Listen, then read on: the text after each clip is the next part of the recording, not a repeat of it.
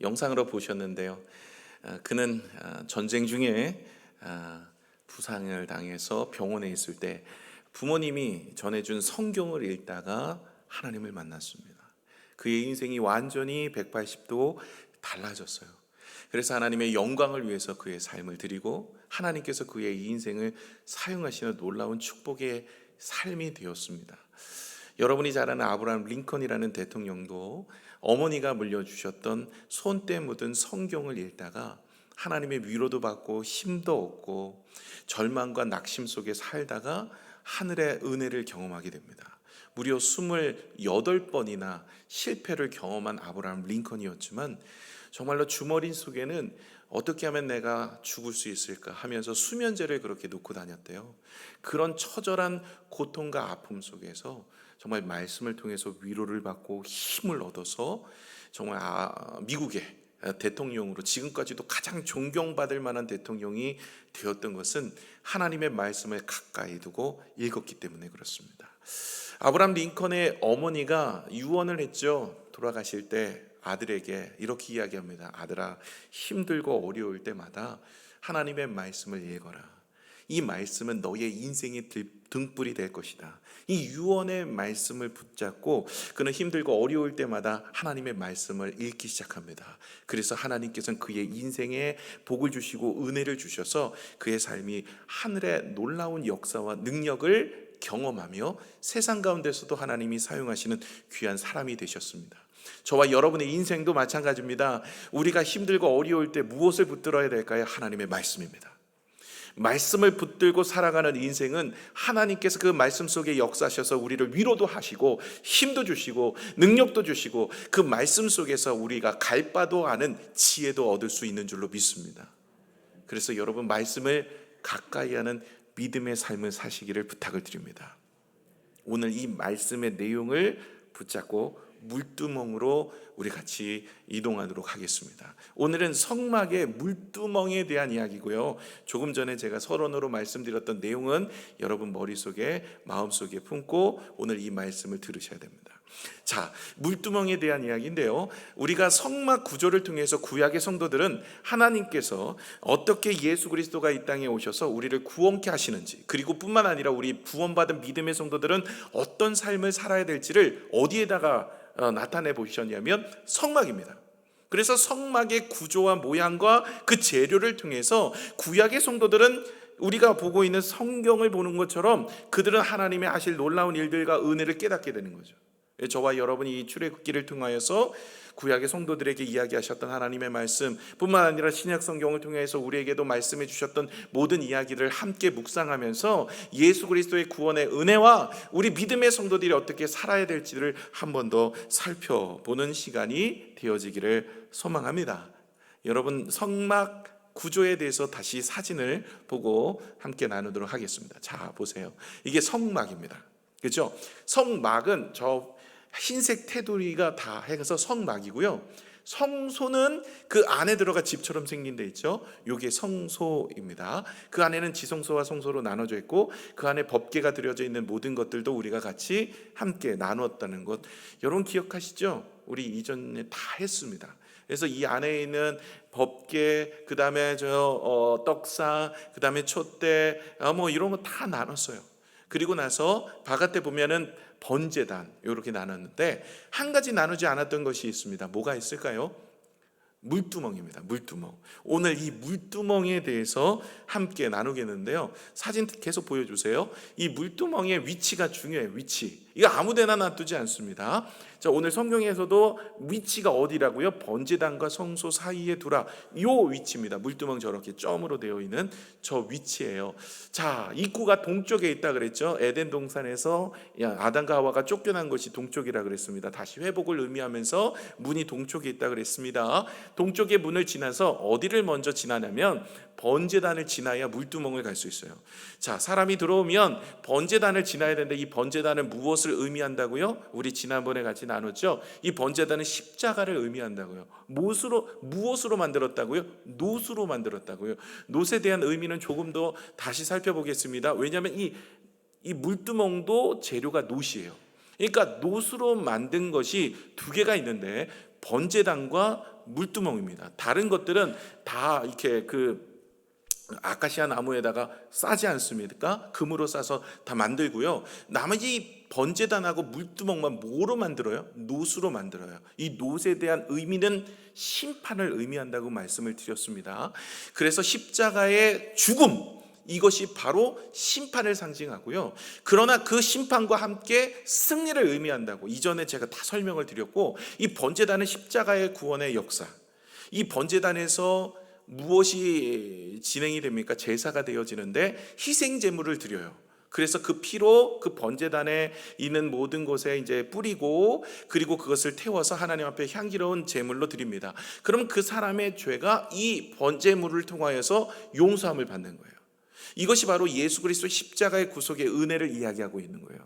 그래서 이 번제단을 통과한다는 것은, 번제단을 지난다는 것은 예수 그리스도의 십자가의 구속의 은혜를 믿고 구원받았다는 이야기입니다. 그런데 성소로 나아가는 거예요. 이 성소에 지성소가 있는데 법궤가 하나님의 임재입니다. 다시 말해 하나님께 나아가는 것을 의미하고 있는데, 이 번제단을 지난다라는 것은 구속의 은혜, 구원의 은혜, 예수 그리스도의 십자가의 구속의 은혜를 믿기로 결단한 사람들, 성도들, 바로 여러분과 같은 사람들이에요. 그 사람들이 바로 성소로 가는 것이 아니라 꼭 들려야 될 곳이 있는데 물두멍에 들려서 갑니다. 이 물두멍에 들려서 가야 될 이유가 뭘까요? 이 물두멍은 무엇을 상징합니까? 손과 발을 제사장이 씻어요. 그래서 주님 앞에 갈 때 죽음을 면하게 되는 것입니다. 이것이 오늘 20절 21절에 보시면 영원한 규례래요. 영원히 지켜야 될 모습이래요. 이 제사장들이 하나님의 성소로 들어가기 전에 번제단을 통하여서 자신의 제사함을 얻고, 그 다음에 물두멍에서 손과 발을 씻고, 그 다음에 성소로 들어가지 않으면 오늘 말씀해 보시면 죽을 것이래요. 그러니 죽기 전에, 우리가 죄로부터 죽음을 당하기 전에는 우리가 이 모습을 간직하고 가야 되는데, 이것이 영원히 지킬 규례래요. 그러면 제가 지난번에도 말씀을 드렸듯이 이 제사장들은 바로 우리와 같습니다. 우리입니다. 사실 후원받은 모든 사람들은 만인 제사장이라고, 이제 저와 여러분은 다 제사장 같은 사람을 하나님이 불러주셨어요. 그런데 우리가 이렇게 영원히 지킬 규례, 번제단은 십자가의 구속의 은혜라고 보는데, 그럼 이 물두멍은 도대체 무엇이냐는 거예요. 십자가의 구속의 은혜를 입고 구속의 은혜를 받은 믿음의 사람들이 이 물두멍에서 손과 발을 씻고, 그 다음에 주님의 성소로 들어가 주님과 함께 교제하는 인생의 모습이 되기 위해선 이 물두멍의 은혜를 알지 못하면, 이것이 영원히 지킬 것이기 때문에 저와 여러분이 과거에도 현재도 미래도 해야 될 일인데, 도대체 이게 뭐냐는 거예요. 여러분, 이 물두멍의 교훈을 깨닫지 못하면 우리가 온전한 신앙생활을 할 수 없어요. 그래서 사실 이게 중요합니다. 여러분, 신앙생활은 덮어놓고 하는 게 아니라 성경을 열어놓고 해야 되는 거예요. 그래서 하나님의 말씀을 잘 묵상하지 않으면 온전히 하나님이 기쁘신 신앙의 생활을 할 수가 없습니다. 그래서 오늘 그래서 준비했습니다. 이 성소의 물두멍이 무엇인지. 지금은 번제단도 없고 물두멍도 없고 성소도 없지만 이 의미가 중요한데, 영원히 지킬 규례이기 때문에 우리가 해야 될 일인데, 그럼 도대체 이것은 무엇인가 하는 부분을 함께 나누어 보도록 하겠습니다. 오늘 일부 예배 때 많은 분들이 정말 은혜를 많이 받고 갔어요. 돌아가실 때 기쁨으로 돌아가셨어요. 성막 설교 중에 가장 좋았대요. 오늘 잘 들어보세요. 왜 그런지. 일찍 끝납니다. 18절을 우리 같이 한번 읽겠습니다. 시작. 너는 물두멍을 놋으로 만들고 그 받침도 놋으로 만들어 씻게 하되 그것을 회막과 제단 사이에 두고 그 속에 물을 담으라. 아멘. 자, 위치도 나와 있죠. 어디요? 이 번제단과 그 다음에 성소 사이에다가 두는 거예요. 그런데 그 재료가 뭐예요? 놋이에요. 놋은 놋제단, 이 번제단하고 지금 이 두 개입니다. 이건 놋이라는 것은 심판을 상징한다고 말씀을 드렸죠. 그러나 이 심판과 함께 승리를 상징하는 것입니다. 여러분, 이스라엘 백성들이 민수기 21장에 보시면 광야에서 불평을 하다가 하나님이 불뱀을 보내서 다 물려 죽게 생겼는데 모세가 중재를 하죠. 그래서 하나님으로부터 방법을 일러봤습니다. 그것이 장대에다가 놋뱀을 바라보는 모든 자는 살리라. 그래서 장대에다가 놋뱀을 답니다. 이것은 무엇을 상징하는 가냐면 예수 그리스도가 십자가에 달려 죽으실 것을 상징하고 있어요. 그것을 바라보는 자는 구원을 얻는 거예요.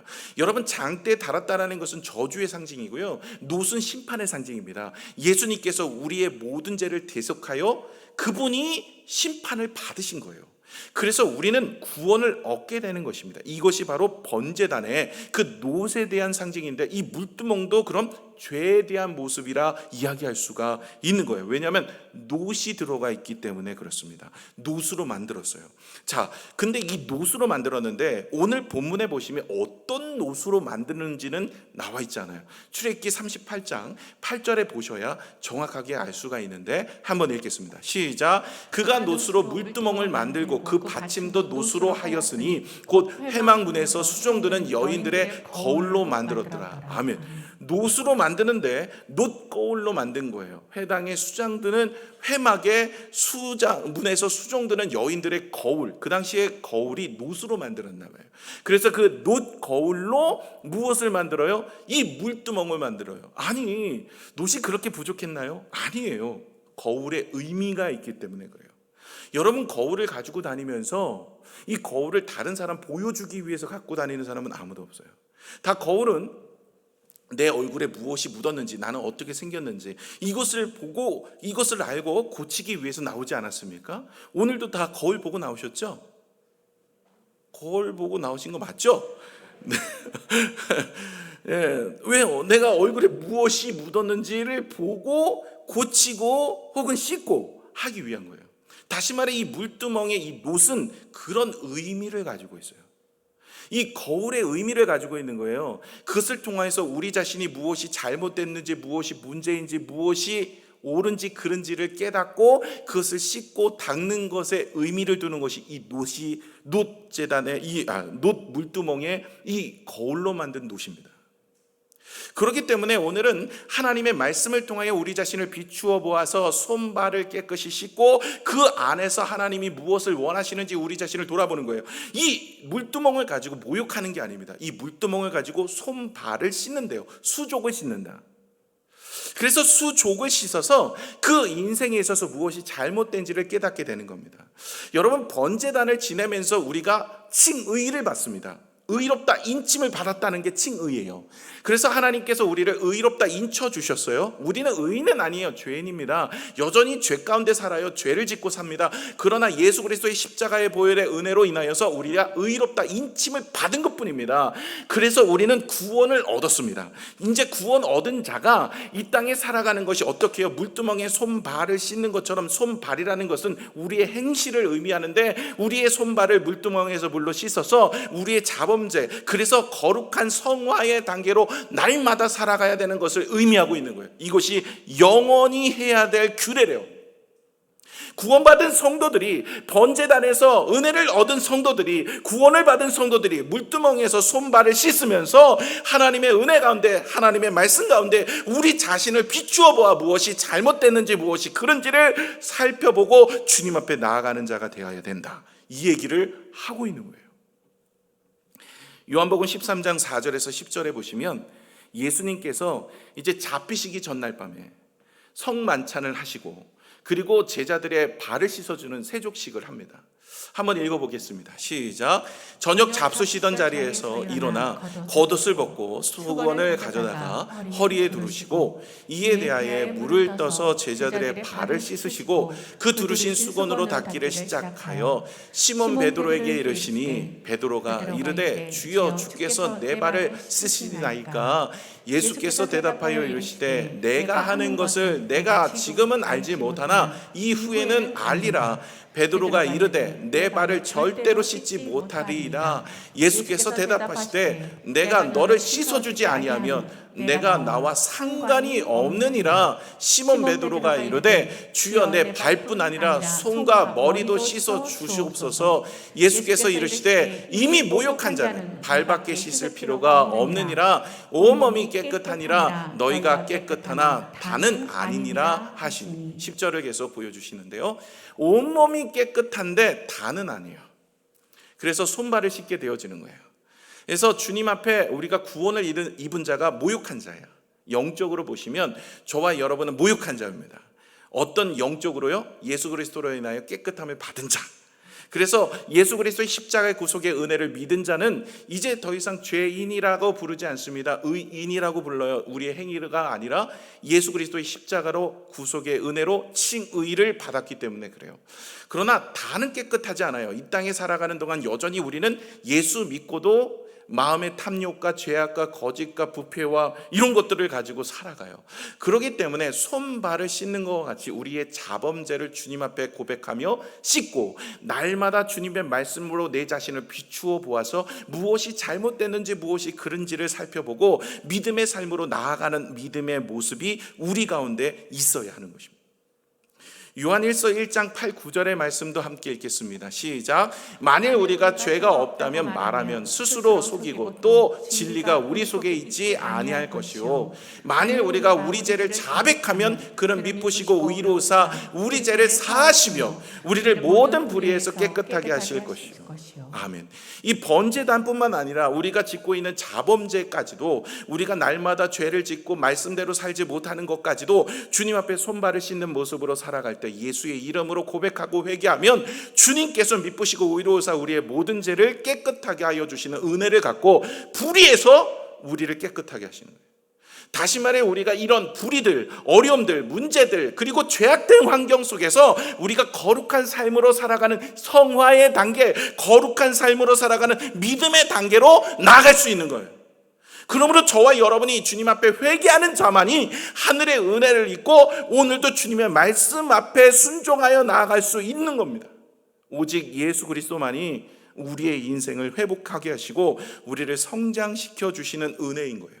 이것이 영원한 구속이기 때문에 이 땅에 살아가는 우리가 과거나 현재나 미래나 항상 해야 될 것이 말씀에 비추어 우리 자신을 돌아보아 내가 죄 가운데 있는 것을 고백하고 회개하여 하나님의 은혜 가운데 살아야 돼요. 만약에 예수님께서 내 발을 씻어주시지 않으면 나와 상관이 없는 자들, 주님께서 오늘도 주님의 은혜 가운데 말씀 앞에 살지 않고 오늘도 믿음 안에 살지 않고 예수 그리스도의 보혈의 피를 의지하고는 있는데 말씀 앞에 살지 않고 내 자신을 돌아보지 않는다면 상관없는 자가 될 수 있다는 경고의 메시지입니다. 저와 여러분이 오늘도 하나님의 말씀 앞에 사셔서 믿음의 인생을 살아내는 여러분 되시기를 부탁을 드립니다. 말씀이 정말 중요합니다. 어떤 분들은 구원받았다고 하면서도 말씀을 덮어놓고 신앙생활 하시는 분이 있어요. 말씀을 묵상하지 않아요. 말씀 가운데 살지 않아요. 말씀으로 비추어 보지 않아요. 하나님의 말씀 앞에서 회개하지 않습니다. 이것은 하나님과 상관없는 자가 될 수 있어요. 저와 여러분이 오늘도 말씀을 가까이 하고 말씀 속에 살아가는 믿음의 성도들 되시기를 부탁을 드립니다. 그래서 이 번제단을 지났던 십자가의 구원의 은혜를 받아서 우리가 성도라고 부름을 받았다면 이제는 이 물두멍에서 손발을 씻는 것과 같이 우리가 성화의 삶을 살아야 되는 거예요. 성화의 삶을 살아가는 것이 우리가 해야 될 모습인 거예요. 그래서 노수로 만들었기 때문에 이 죄에 대한 심판을 씻는 겁니다. 그런데 여기에 담긴 게 뭘로 씻으래요? 물로 씻는 거예요. 이 안에 물이라는 것이 담겨 있는데 그럼 물의 영적인 의미는 무엇이냐? 말씀과 성령입니다. 다시 말해 이 말씀과 성령이 아니면 우리가 씻음 받을 수가 없어요. 여러분 오늘도 오후 예배 시간에 세례식을 주는데 물로 세례를 줘요. 물로 세례를 준다는 것은 이 물로 세례를 준다는 것은 우리가 죄사함을 받았다라는 의미이고요. 그리고 성령이 임하게 되어지는 은혜를 경험하게 됩니다. 예수님께서도 세례 요한을 통해서 세례를 받으실 때 성령이 임하게 되어집니다. 이처럼요 우리가 하나님 앞에 거룩한 행실, 거룩한 모습, 거룩한 삶으로 살아갈 수 있는 방법은 다른 게 아니라 결단하고 다짐해서 되는 게 아니라 하나님의 말씀을 묵상하는 중에 하나님의 말씀을 통하여 내 자신을 돌아보는 중에 우리가 회개가 일어나고 그 말씀 중에 성령의 음성이 들려지고 그 성령의 음성으로 힘을 얻고 우리는 성령의 일들을 감당할 수 있는 사람이 되는 줄로 믿습니다. 그래서 손발을 씻는다는 의미는요 이 다 씻는 게 아니에요. 손발을 씻는다는 거 우리의 행실이라는 거예요. 손으로 발로 지은 죄, 우리의 삶의 행실, 이것을 물로 말씀으로 내 자신을 돌아보아 씻는 겁니다. 이것이 바로 이 물두멍의 의미라는 거예요. 이것이 언제 지켜야 돼요? 영원히 지켜야 될 모습인 거예요. 근데 어떤 노수로 만들었다고요? 회막에 수종드는 여인의 거울의 노수로 만드는 거예요. 그 말씀은 이 거울로 자신을 비추어 보는 것처럼 말씀으로 내 자신을 비추어 보아 내가 자범죄, 내가 지었던 모든 죄악들을 생각나게도 하시고 깨닫게도 하시고 무엇이 옳은지 무엇이 그른지를 알게 하셔서 주님 앞에 나가 회개케 하시고 그 회개를 통해서 하나님께서 우리의 환경을 고치시고 상황을 바꾸시며 우리가 믿음의 삶으로 살아가게 되는 줄로 믿습니다. 그렇기 때문에 우리가 거룩한 삶, 성화의 삶을 살아가는 것은요, 내가 결단하고 다짐해서 되는 일이 아니라 하나님의 말씀의 기적의 역사로 이루어진다는 사실을 기억해야 됩니다. 말씀을 가까이 하셔야 돼요. 에스라가 말씀을 선포했습니다. 에스라는 학자 겸 선지자였어요. 그분은 밑에 남유다가 바벨론의 포로로 끌려가죠. 바벨론의 포로로 BC 586년에 끌려갑니다. 느부갓네살 왕에게 멸망을 당해요. 그때 포로로 다 유대인들이 끌려갑니다. 여러분이 잘 아는 다니엘과 세 친구도 그때 끌려간 겁니다. 그렇게 끌려갔다가 주님께서 70년이 되면 다시 회복하시리라 말씀하신 대로 첫 번째, 세 번의 귀환이 있는데 첫 번째 귀환이 스룹바벨이라는 사람이 귀환합니다. 이것이 다윗의 왕족이에요. 그 왕족인 스룹바벨이라는 사람이 1차 귀환을 합니다. 두 번째가 에스라, 오늘 내가 나누고 싶은 이 에스라를 통해서 학자 겸 선지자인 이 에스라가 이제 그 두 번째 귀환을 합니다. 두 번째 사람들을 데리고 다시 2차 귀환을 하고요. 세 번째는 여러분이 잘 아는 느헤미야를 통해서 세 번째 귀환을 하고 성벽을 재건하는 놀라운 일을 감당하게 되어지죠. 이렇게 포로 귀환이 70년, 사실 그 이후에 더 많은 시간이 지납니다. 이 70년이라는 것은 성전이 재건되는 시간을 의미하기 때문에 여러분이 이제 숫자 개념을 보시면 스룹바벨이 온 날을 하고 뭐 이렇게 조금 달라요. 그런데 70년 주님이 차신다는 것은 이 성전이 다시 재건하는 날을 기점으로 보신다면 70년이 맞습니다. 이렇게 해서 3차 귀환을 하게 되었는데 그때 이스라엘 백성들이 여전히 죄 가운데 살아요. 온전한 삶을 살지 못해요. 그럴 때 에스라가 하나님의 말씀을 모든 사람들이 모이라고 해서 광장에서 말씀을 선포합니다. 말씀을 들었던 사람들이 자신의 삶을 비추어 보면서 마음이 녹아내립니다. 내가 잘못 살았구나, 내가 이렇게 살면 안 되는데 하면서 하나님 앞에 눈물로 회개합니다. 다시 말해 말씀만이 그들의 인생을 바꾸고 말씀만이 그들의 인생을 점검하며 그의 삶에 하늘의 놀라운 역사로 인하여 회개함이 일어날 수 있다는 거예요. 베드로가 오순절 성령의 역사와 함께 나아가서 복음을 전하였더니 말씀을 전하고 성령에 함께 은혜를 전하였더니 3,000명이 구원받고 돌아오고 5,000명이 구원받고 돌아올 때 그들이 회개함으로 돌아왔다 그랬어요. 다시 말해 말씀을 통하여서 회개함이 일어나는 거예요. 저와 여러분의 삶 속에서도 무엇을 통해서 하나님의 은혜 가운데 나아갈 수 있고 성화의 단계로 올라갈 수 있냐면 오직 말씀뿐이 없는 줄로 믿습니다. 저와 여러분이 말씀을 가까이 하지 않으면 절대로 성화의 단계로 갈 수가 없어요. 거룩한 삶을 살아낼 수가 없어요. 하나님의 은혜 가운데 설 수가 없어요. 왜요? 말씀을 통하여 내 자신을 비추어 보지 않으면 내가 무엇이 잘하고 무엇이 못하는지 알 수가 없는 겁니다. 이것이 언제가 되어야 되냐면 영원히 해야 될 일이래요. 영원히 지킬 규례라는 거예요. 저와 여러분이 이 말씀 가운데 살아가는 믿음의 성도들 다 되시기를 축복합니다. 말씀을 가까이 하십시오. 시편 24편 3, 4절의 말씀을 한번 볼게요. 다른 성경에서는 이 손을 깨끗하게 한다는 이야기가 어떻게 표현되고 있는지 함께 보겠습니다. 시작. 여호와의 산에 오를 자가 누구이며 그의 거룩한 곳에 설 자가 누구인가. 곧 손이 깨끗하며 마음이 청결하며 뜻을 허탄한 데 두지 아니하며 거짓 맹세하지 아니하는 자로다. 예, 여기 4절에 보면 손이 깨끗한다.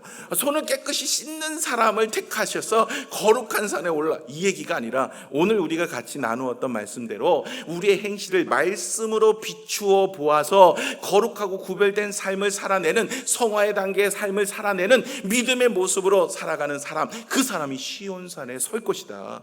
다시 말해 하나님과 함께하는 믿음의 놀라운 역사와 영광을 얻을 것이다 라고 말씀하시는 거예요. 야고보서 4장 8절의 말씀도 읽겠습니다. 시작. 하나님을 가까이 하라. 그리하면 너희를 가까이 하시리라. 죄인들아 손을 깨끗이 하라. 두 마음을 품은 자들아 마음을 성결하게 하라. 죄인들을 어떻게 손을 그냥 가서 수도로, 이게 아니라 이게 영적인 의미를 가지고 있고 이 사람들은 다 알고 있는 내용인데 우리만 모르면 성경 해석이 안 돼요. 그렇죠? 유대인들은 다 알아요. 이것이 무엇을 상징하는지. 근데 우리나 모르니까, 이 물두멍의 은혜를 모르면 이 단어가 이게 뭔지, 나 오늘 거룩해지려고 손 씻을래, 이렇게 가셔갖고 막 이렇게 손 세정도 하시고, 이게 아니라는 거죠. 이게 영적인 의미가 뭐라고요? 하나님의 말씀으로 우리의 삶을 돌아보아 좀 더 거룩하고 구별된 삶으로 살아내는 회개하는 삶을 말하고 있는 거예요. 그런 사람이 하나님의 은혜 가운데, 하나님의 말씀 가운데 살아가는 그 사람이 하나님과 가까이 가는 믿음의 모습이라는 거죠.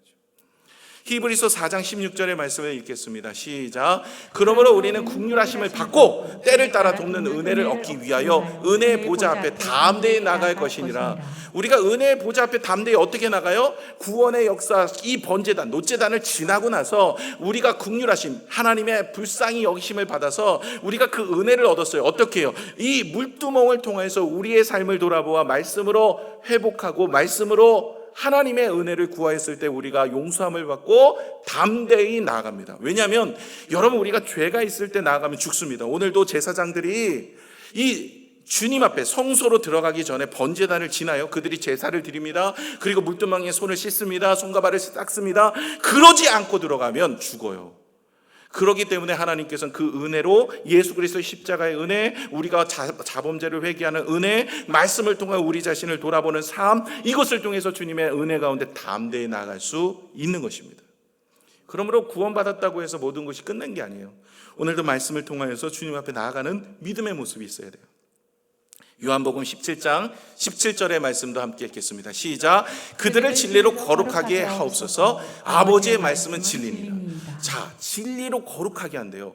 거룩하고 구별되게 한대요. 무엇이요? 그것이 진리가 말씀이에요. 하나님의 말씀이 그들을 거룩하고 구별되게 깨끗하게 만드는 것입니다. 자, 에베소서 5장 26절의 말씀도 읽겠습니다. 시작. 이는 곧 물로 씻어 말씀으로 깨끗하게 하사 거룩하게 하시고, 물로 씻어 말씀으로 깨끗하게 하는 거예요. 영적인 말씀이 우리의 인생을 깨끗하게 만드는 거예요. 그래서 주님 앞에 담대히 나아갈 수 있도록 만드시는 거죠.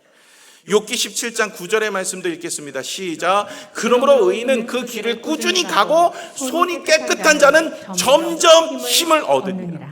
여러분, 우리의 인생에 하나님의 도우심과 은혜를 얻고 살아가는 그리스도인이 되기를 원하십니까? 그렇다면 말씀을 가까이 하여 우리의 삶을 돌아봐야 돼요. 손이 깨끗한 자 점점 힘을 얻으리라. 저와 여러분의 인생에 하나님의 놀라운 역사와 능력을 경험하시기를 원하신다면 말씀을 묵상하고 내 자신을 비추어 보아 무엇이 잘못되고 그른지를 깨닫고 우리 자신을 내려놓고 주님 앞에 나아가는 믿음의 삶을 살아가는 인생이 되셔야 할 줄로 믿습니다. 중생은 한 번 이루어져요. 예수 믿고 구원은 한 번 이루어집니다. 그러나 이 성결은 매 순간 이루어지는 거예요. 매 순간 손과 발을 씻어야 돼요. 말씀을 비추어 보아서 우리가 그 믿음의 마음으로 나아가는 성결한 삶을 살아가는 우리의 삶을 하나님이 원하고 계시다는 겁니다. 저와 여러분이 그런 말씀을 가까이서 살아내는 믿음의 성도들 되시기를 축복합니다. 어느 한 학부모가 선생님을 찾아갔어요. 아이를 이제 그 선생님에게 맡기면서 이렇게 이야기합니다. 우리 아이는 워낙 총명해서 하나를 가르치면 열을 아는 아이입니다. 대부분 여러분 자녀들 그렇죠. 여러분이 이야기할 때 그렇게 이야기하잖아요. 이 아이는 총명합니다. 똑똑합니다. 하나를 가르치면 열을 납니다. 그렇게 해서 선생님한테 이 아이를 건넵니다. 그리 잘 부탁드립니다. 그리고 돌아갔어요. 한동안 있다가 선생님을 다시 이 학부모가 만났습니다. 어떻습니까? 우리 아이 똑똑하지 않습니까? 매우 똑똑하죠? 그럴 때 선생님이 이렇게 이야기합니다. 맞습니다. 이 아이가 하나를 가르치면 열을 아는 아이인 것 같습니다. 근데 문제가 있습니다. 가장 기본이 되는 하나를 모릅니다. 여러분, 이게 웃을 얘기지만 영적으로 돌아보면 우리 인생의 모습일 수 있어요. 우리가 열심히 신앙생활하고 봉사도 하고 헌신도 하는데 가장 중요한 하나, 말씀을 몰라요. 그러면요, 하나님의 말씀을 통해서 내 자신을 비추어보고 내 삶을 돌아보면서 말씀에 대해서 깨우치지 못하면 그 인생은 이 열을 할 수 있는 역사와 능력을 감당할 수가 없다라는 거예요. 저와 여러분이 오늘도 주님 앞에 나아갈 때 우리가 변화된 인생이 어떻게 해요? 말씀을 통해서 나아가시는 인생이 되셔야 됩니다. 누가복음 10장 38절에서 42장에 보시면 이게 마르다와 마리아 집안에 예수님이 찾아온 이야기입니다. 마르다가 언니고요. 마리아가 동생입니다. 그리고 거의 오라버니가 있는데 나사로입니다. 그 집에 예수님이 들어가셨어요. 그리고 예수님이 말씀을 전하였는데 마르다는 손님을 대접하기 위해서 이런 일 저런 일 분주하게 주방에서 일을 합니다. 그러나 마리아는 예수님 옆에서 말씀을 듣습니다. 마르다가 많이 화가 난 거예요. 야, 손님이 이렇게 많이 왔는데, 아니 주방 봉사인데 너 지금 예배나 드리고 뭐 하고 있는 거야? 빨리 올라와. 지금 우리 목장이 이 주방 봉사야. 예배 이거 다음에 드려, 늘 드리는 거 아니야. 올라와. 그래갖고 봉사하라고 하는데 마리아가 말을 듣지 않아요. 그러니까 이 마르다가 예수님에게 일렀습니다. 예수님, 얘 좀 혼내주세요. 주방 봉사해야 되는데 안 하고 예배만 드려요. 그랬더니 예수님이 하시는 얘기가 뭐라고 합니까? 오늘 42절을 같이 한번 볼까요? 42절 쭉 넘겨주세요. 자, 이 41절부터 네, 읽겠습니다. 시작. 주께서 대답하여 이르시되 마르다야 마르다야, 내가 많은 일로 염려하고 근심하나 몇 가지만 하든지 혹은 한 가지만 하더라도 족하니라. 마리아는 이 좋은 편을 택하였으니 빼앗기지 아니하리라 하시니라. 마리아는 좋은 것을 택하였어요. 그것을 빼앗기지 않을 것이다. 절대로 빼앗겨서는 안 된다라는 이야기를 합니다. 무엇을 붙잡고 있었어요? 말씀을 붙잡은 거예요. 여러분, 중요한 게 이겁니다. 우리가 아무리 분주해도 마르다처럼 하나님이, 예수님께서 책망하고 있는 거예요. 마르다를, 네가 아무리 분주하고 아무리 바쁘고 아무리 여러 가지 일들로 있어도 하나님의 말씀을 붙잡아야 된다. 가장 중요한 것은 말씀이지 다른 것이 아니다. 말씀을 통하여서 내 자신을 돌아보고 내가 정말 주님 앞에 나가서 하나님 앞에 은혜로 서야 되는 것이다 라는 것을 이야기합니다. 그래서 여러분, 제발 부탁은 아무리 바쁘고 힘들어도 주일날만큼은 예배 드리고 일을 보시기를 바랍니다. 그래서 주일날 하나님 앞에 예배를 드리고 하나님의 말씀을 듣고 하나님의 말씀을 묵상하여 내 자신을 돌아보고 하나님의 은혜를 구하는 그런 삶이야말로 하나님 앞에 나아갈 수 있는 믿음의 모습이라는 것이죠. 또 어떤 사람들은 교회 봉사를 한다고 해서 이 말씀 예배 안 드리는 분들이 있어요. 근데 이거는 봉사와 예배는 정말 좀 구분을 하셔야 돼요.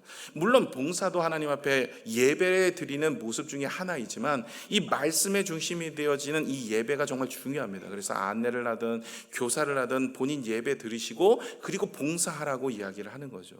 말씀이 내 삶 속에 없는데 봉사를 하다 보면 지치게 되어지고 오히려 그것 때문에 하나님의 은혜 가운데 서지 못하는 거예요. 어떤 분들, 제가 좀 전에 예화로 말씀을 드렸지만, 아니 식당 봉사라고 예배 왔는데 예배는 뒷전이고 봉사하러 올라가는 거예요. 이거 하지 말라고 주님 분명히 얘기하고 있는데도 여전히 그렇게 하시는 분들이 있어요. 봉사할 때는 열심히 해요. 근데 예배는 안 드려요. 예배 말씀에 집중하지 않아요. 그러면 그 인생이 온전하게 하나님께 그 봉사가 올려드릴 수가 없습니다. 그거로 인하여서 오히려 상처받는 인생이 되어서 봉사하다가 넘어지고 시험 들어요. 말씀으로 우리 자신을 돌아보면서 말씀으로 우리 자신을 깨우치고 말씀으로 우리의 삶을 내려놓고 말씀으로 우리의 삶의 모습이 되지 않으면 안 된다는 거예요. 그래서 저와 여러분이 오직 말씀 앞에 서서 그 말씀으로 손발을 깨끗이 하는 것처럼 날마다 영원한 규례이기 때문에 늘 매일매일 하늘의 말씀을 묵상하고 그 말씀을 따라서 우리 자신을 돌아보아 잘못된 것은 내려놓고 하나님의 말씀을 따라 순종하며 살아가며 그 삶이 우리가 봉사의 자리로 흘러가야지, 하나님의 말씀은 어디가 안 들었고 우리가 봉사하다가 보면 시험 들고 낙심하고 절망하고 오히려 나의 열심이 하나님의 영광을 가릴 수 있더라는 거예요. 교회는요, 열심히 있는 사람들이 문제를 많이 일으켜요. 오히려 관심이 없고 예배만 드리고 가는 사람들은 그렇게 문제를 일으키지 않습니다. 그 사람들은 뭐 문제를 만들 시간이 없고 환경도 안 돼요. 근데 누가 문제를 만드냐? 이것은 열심히 있는 사람들이에요. 근데 이 열심이 말씀 앞에 있지 않는 사람들이기 때문에 문제가 되는 거예요. 자기 생각대로, 자기 뜻대로, 자기 고집대로, 자기 생각대로, 자기 계획대로, 자기가 목적하는 대로, 그래서 그 길을 따라 가야 됩니다. 그것이 다 교회를 위한 길이에요. 다 얘기를 들어보면, 제가 이분 얘기 들어보고 저분 얘기 들으면 다 교회를 위한 얘기래요. 다 교회를 사랑해서 하는 얘기래요. 그런데 아직까지 말씀을 붙들어 내 자신을 비춰보고 내려놓지 않으니까, 아니 본인이 문제인데도 불구하고 자신이 말씀을 비춰보지 않고 거울을 가지고 다니면서 봐, 너 뭐 묻었잖아, 너 생긴 걸 봐. 아니 본인을 보라고요. 성경의 말씀을 통해서 자신을 볼 생각은 안 하고 다른 사람 보여주려고 여기 옆에다가 뒷주머니에다가 거울을 꽂고 다니는 분들이 계세요. 여러분, 말씀은요, 다른 사람을 정죄하고 비판하고 판단하라고 주시는 말씀이 아니라 말씀은 곧 나에게 주시는 말씀이고, 이 말씀을 통하여 하나님의 은혜 가운데 서기를 원하는 것이기 때문에 저와 여러분이 언제나 그 말씀 속에서 하늘의 응답을 경험하며 하나님께서 나를 통해서 이루실 일들을 바라보고 우리가 성화의 단계 거룩한 삶을 살아서 하나님 앞에 기쁨이 되는 여러분 되시기를 축복합니다. 기도하겠습니다.